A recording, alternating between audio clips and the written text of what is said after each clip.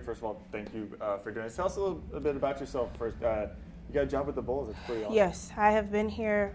It's almost been 10 years. It'll be 10 years in February. Mm-hmm. So right after school, had a very short internship with the Chicago Sky during the summer, and then started working here part-time. Had an internship here and got hired halfway through my internship, and have been here in the community relations department ever since. Obviously, basketball has been a huge part of Yes. your life for a long time. Yes. Large part because of your father. What's your first basketball memory? Oh gosh. Ooh. Going to Tim Hardaway's camp in El Paso. He used to do a summer camp in El Paso every summer. Actually, I think it was 2 weeks. So we would go to El Paso for 2 weeks, and of course at that time I was like, I knew what was going on, but not really. Right. I used to probably help with water and snacks and things like that. But it's always kind of been that environment that no matter the time of the year, we're basketball something. Yeah. So. Do you remember the first time maybe your dad came home and said, "Oh, I've got this new guy, Dwyane Wade"? I do, and I actually was not. So I came to games with my father all the time, but I wasn't terribly fully aware of everything. Yeah. I also don't watch college sports at all, just because it's not exciting to me. And so I really didn't start to get to know his clients until after they got into the NBA, and that's kind of what I paid more attention to. So I had no idea any of Dwyane's story or background. I knew that he went to Marquette, and I knew that was close. But other than that, I really didn't know too much about Dwyane. All right. So when did it become clear that your dad and this guy you had never heard of, when did it become clear to you that their relationship was a lot different than some of his other clients? I would say going to Miami with my father to see Dwyane play. So my dad represented Tim. So Miami was kind of like our spot to go to probably from the time that I was 12 until honestly right now. Tim was there for the amount of years that he was there, and then when Dwyane was there, I went down with him with Dwyane. And I think at that point I kind of observed their relationship and, watched them interact, and very much so was like Dwyane started to shape into be my big brother and also, my father's son. I do have a younger brother, but I think it was, at that time it was like the age difference and just the ability to relate to each other really started to look like a kind of a father-son type of relationship. Yeah. Tell me what that was like, having that older brother. It's always cool, growing up. So a lot of the time that Dwyane was kind of, I would say when they were winning championships and things like that, I was in college and kind of coming out of college. So I missed a lot of that, but it was always interesting, our interactions. He kind of would check up on me and, make sure I was doing good in school and making sure no boys were calling me. Even in college, it was just like, okay, come on.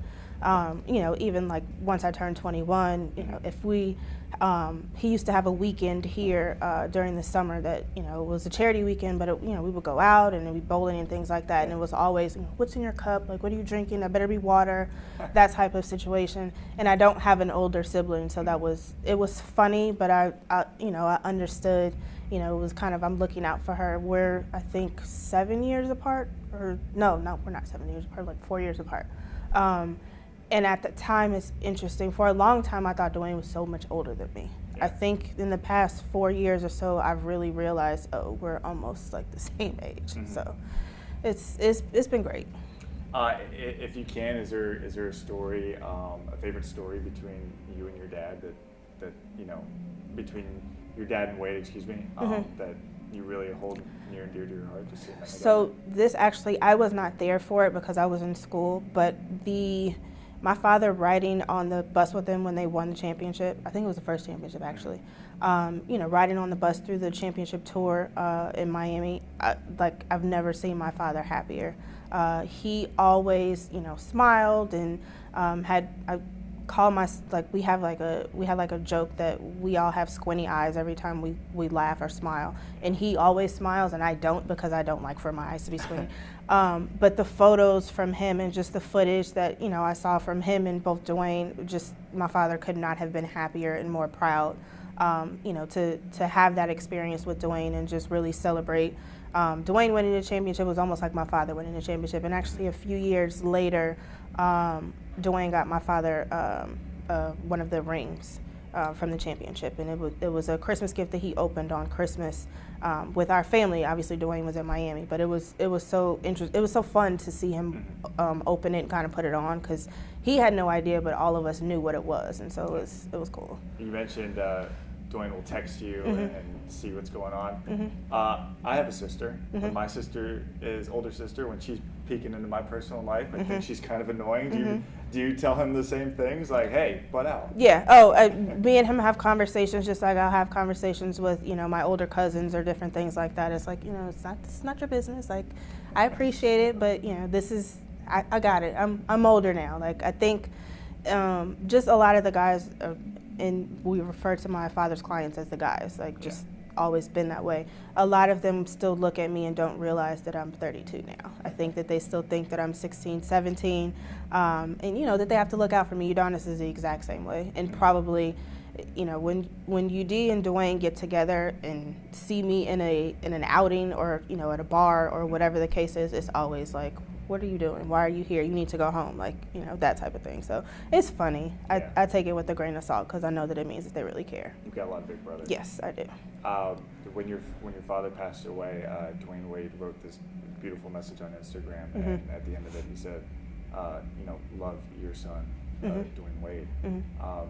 When you read that, how did that make you feel, knowing your father had that kind of an impact on someone? Yeah, I mean, it was amazing. And, when everything was happening with my father, Dwyane and I were constantly on text and just really, kind of talking about things. And we had a conversation about really just being able to be able to lean on each other during the situation. Because it really, and I think that was the point where I was like, this is really my brother, because he had the same emotion that I had.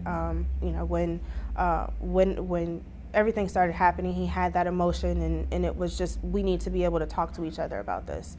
His Instagram posts, obviously instant tears, just knowing that it was extremely difficult for him, it was difficult for me, and knowing that was something that we would share, and knowing that my father's legacy and what he did in life is something that we can share in common, we can have conversations about moving forward. And it's just, it's something that it's weird, right? Because it was a very sad time, and it's still sad to talk about.